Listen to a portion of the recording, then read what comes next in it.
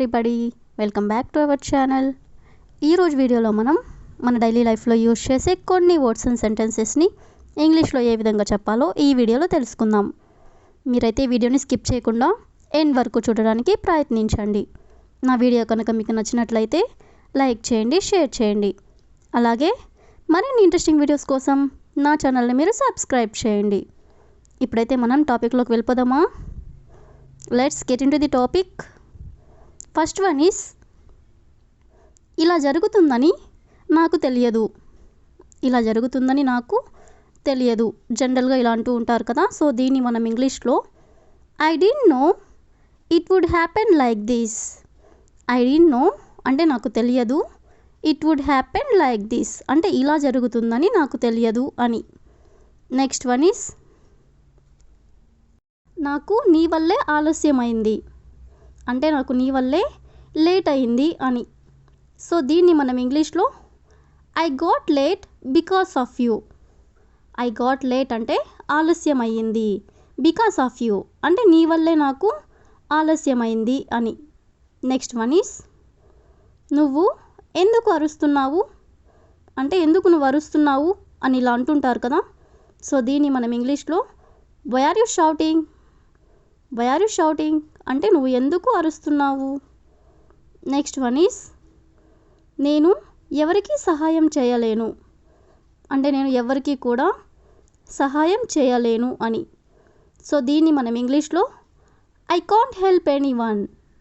I can't help any one. Any one అంటే ఎవరికి కూడా అని. నేను ఎవరికి సహాయం చేయలేను అంటే I can't help any one. Next one is నువ్వు నాతో ఉండవచ్చు. నువ్వు నాతో ఉండవచ్చు ఇలా అంటూ ఉంటారు కదా. సో దీన్ని మనం ఇంగ్లీష్లో you can stay with me. You can stay with me అంటే నువ్వు నాతో ఉండవచ్చు అని. నెక్స్ట్ వన్ ఈస్ ఇదంతా నీ వల్లే జరిగింది. ఇదంతా కూడా నీ వల్లే జరిగింది అని ఇలా అంటూ ఉంటారు కదా. సో దీన్ని మనం ఇంగ్లీష్లో all these happen just because of you. All these happened just because of you అంటే అంతా కూడా నీ వల్లే జరిగింది అని. నెక్స్ట్ వన్ ఈస్ ఇక్కడ ఒంటరిగా ఉండడం నీకు అంత మంచిది కాదు అంటే నువ్వు ఇక్కడ ఒంటరిగా ఉండడం నీకు ఏమాత్రం మంచిది కాదు అని. సో ఈ సెంటెన్స్ని మనం ఇంగ్లీష్లో it's not good for you to stay here alone. It's not good for you అంటే నీకు అంత మంచిది కాదు. టు స్టే హియర్ ఎలోన్ అంటే ఇక్కడ ఒంటరిగా ఉండడం. నెక్స్ట్ వన్ ఈస్ ఆమె వంట చేస్తుందా లేదా అంటే ఆమె వంట చేస్తుందా లేదా అని ఇలా అంటూ ఉంటారు కదా. సో దీన్ని మనం ఇంగ్లీష్లో will she cooking are not. Will she cooking are not అంటే ఆమె వంట చేస్తుందా లేదా. నెక్స్ట్ వన్ ఈస్ నాకు ఇప్పుడు ఆకలిగా లేదు అంటే జనరల్గా అంటూ ఉంటారు కదా నాకు ఇప్పుడు ఆకలిగా లేదు నేను మళ్ళీ తింటాను అని ఈ విధంగా. సో దీన్ని మనం ఇంగ్లీష్లో I am not hungry now. I am not hungry now అంటే నాకు ఇప్పుడు ఆకలిగా లేదు అని. నెక్స్ట్ వన్ ఈస్ ఇప్పుడు కాకపోతే ఇంకెప్పుడు అంటే ఇప్పుడు కాకపోతే ఇంకెప్పుడు అని ఇలా అంటూ ఉంటారు కదా. దీన్ని మనం ఇంగ్లీష్లో if not now then when. If not now అంటే ఇప్పుడు కాకపోతే దెన్ వెన్ అంటే ఇంకెప్పుడు అని. నెక్స్ట్ వన్ ఈస్ ఎప్పుడు చూసినా నువ్వు ఫోన్లో మాట్లాడుతూ ఉంటావు. ఎప్పుడు చూసినా నువ్వు ఫోన్లో మాట్లాడుతూ ఉంటావు. సో దీన్ని మనం ఇంగ్లీష్లో when ever it is seen you keep talking on the phone. When ever it is seen అంటే నువ్వు ఎప్పుడు చూసినా you keep talking on the phone అంటే నువ్వు ఫోన్లో మాట్లాడుతూ ఉంటావు అని. నెక్స్ట్ వన్ ఈస్ ఎప్పుడు చూసినా నువ్వు సాకులు చెప్తూ ఉంటావు. ఎప్పుడు చూసినా నువ్వు సాకులు చెప్తూ ఉంటావు. సో దీన్ని మనం ఇంగ్లీష్లో when ever it is seen you keep making excuses. When ever it is seen అంటే ఎప్పుడు చూసినా యూ కీప్ మేకింగ్ ఎక్స్క్యూజెస్ అంటే నువ్వు సాకులు చెబుతూ ఉంటావు అని. నెక్స్ట్ వన్ ఈస్ ఎప్పుడు చూసినా నువ్వు డబ్బులు అడుగుతూనే ఉంటావు. ఎప్పుడు చూసినా నువ్వు డబ్బులు అడుగుతూనే ఉంటావు. సో దీన్ని మనం ఇంగ్లీష్లో when ever it is seen you keep asking for money. When ever it is seen అంటే ఎప్పుడు చూసినా you keep asking for money అంటే డబ్బులు అడుగుతూనే ఉంటావు అని. నెక్స్ట్ వన్ ఈస్ అతడు నన్ను బెదిరించాడు. అతడు నన్ను బెదిరించాడు. సో దీన్ని మనం ఇంగ్లీష్లో he threatened me. He threatened మీ అంటే అతడు నన్ను బెదిరించాడు అని. నెక్స్ట్ వన్ ఈస్ నాకు ఆకలిగా ఉంది, త్వరగా అన్నం వడ్డించు.